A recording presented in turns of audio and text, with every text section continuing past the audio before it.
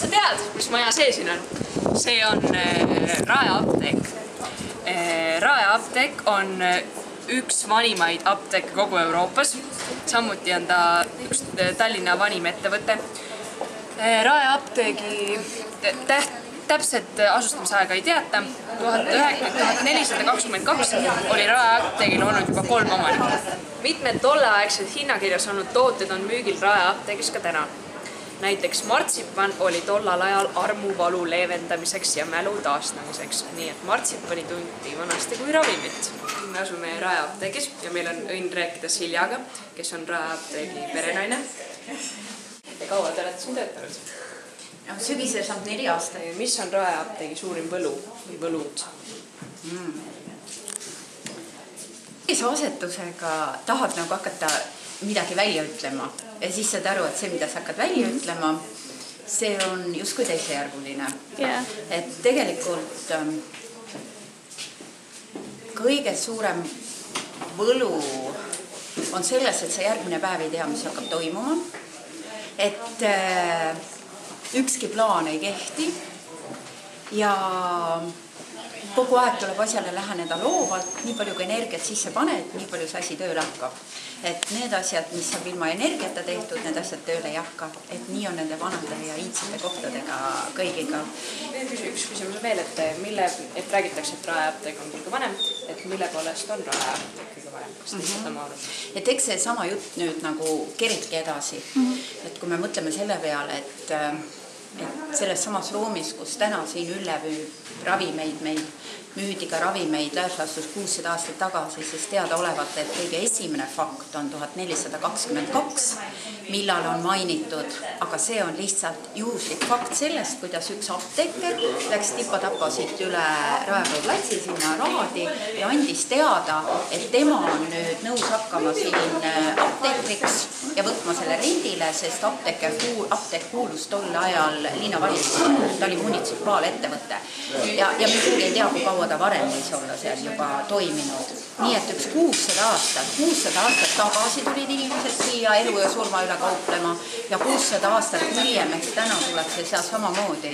Ja kui sa seda mõtled, õhtul istud siin ja mõtled, et kuidas sa seda arendad või mis tööd sa siin teed, siis ega inimmõte seda välja võtleks. Istud all natukene, räägid kõik oma mõtted ja mured ära, järgmine päev tuleb tööle ja siis hakkavad tulema inimesed sisse astuma just nende mõtete täitmiseks, mis sa eelmine päev oled välja mõelnud. Ja nii see umbes 4 aastat on meil käinud ja ma arvan, et täpselt selle mõjuga teiegi olete siin, sellepärast et Rae apteegi mitte kunagi, mitte keegi ei satu niimoodi, kui ta ei ole selleks valmis. Et nii see lugu on. Aitäh! Ja kui ma jõudsin jutun ka sinna, et mitte keegi ei satu sinna, kus ta oma teel ei ole valmis sattunud, siis kuidas teie täna siia sattusite?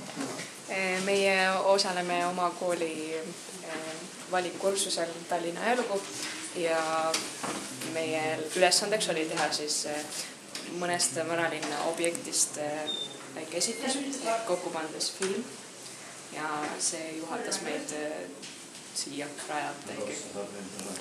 Ja mitte miski ei ole juhuslik. Sellepärast, et ei ole enam endised.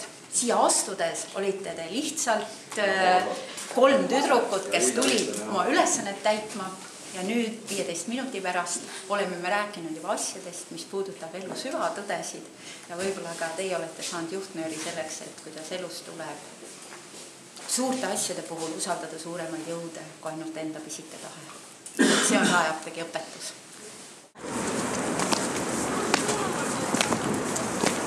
Nüüd me oleme jõudnud Mustpeade majja, kus nagu näha toimuvad igasugused kontserdid ja proovid. Ja 1406. aastal rentsid Mustpeade maja Pikal tänaval ning kuni 1940. aastani oli see kasutades ka hoonet siin vennaskondade koos käimiseks. Aastal 1531 ostis Mustpeade rahärra Johann Viant selle maja ja ehitas selle ümber ühiskondlikuks hooneks. Siin tekib küsimus, et mis stiilis see hoone on. See hoone on madalmaade renessans stiilis. Ja selle autor on Aret Passer. Aastal 1922 toimus siin ümberehitus. Stiiliti sellega Olavi Kildihoone, Mustpeade maja ja selle naabermaja üheks klubihooneks. Väike puhkepaus ja nüüd me suundume Oleviste kirikusse!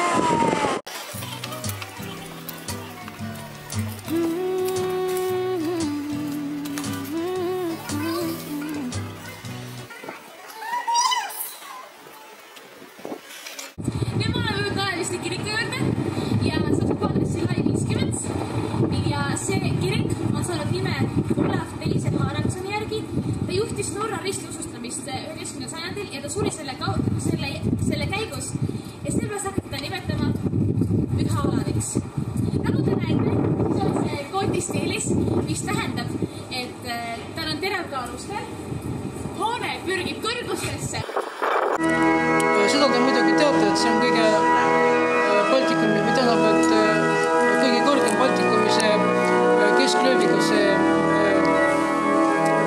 kirik, eks ole. Seda teate, eks ole. 23 meetrit on torn. Jah, torn küll. Ja see platvorm on 60 meetrit. See on sama hea, mis ütleme, et 20 korrust ilma liftita. Et nüüd me oleme juba 600 aastat ilma liftita olnud. Tere taas! Nüüd oleme jõudnud Paksu Margareeta juurde.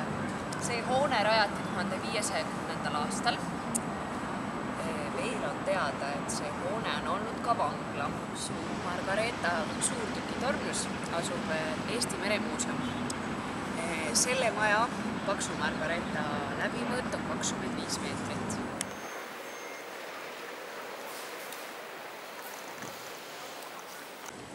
Oleme jõudnud Toomkiriku ette. Toomkirik on pühendatud Neitsi Maarjale ja esialgne valminud hoone praeguse Toomkiriku kohal on valminud 1240. aastal. Nagu näha on Toomkirik gotistiilis ja Toomkirik ehitati ümber kolmelööviliseks basiilikaks 15. sajandil. 1866. aastal. Selle autoriks on Eduard von Gebhard ja sellel on kujutatud Kristust ristil.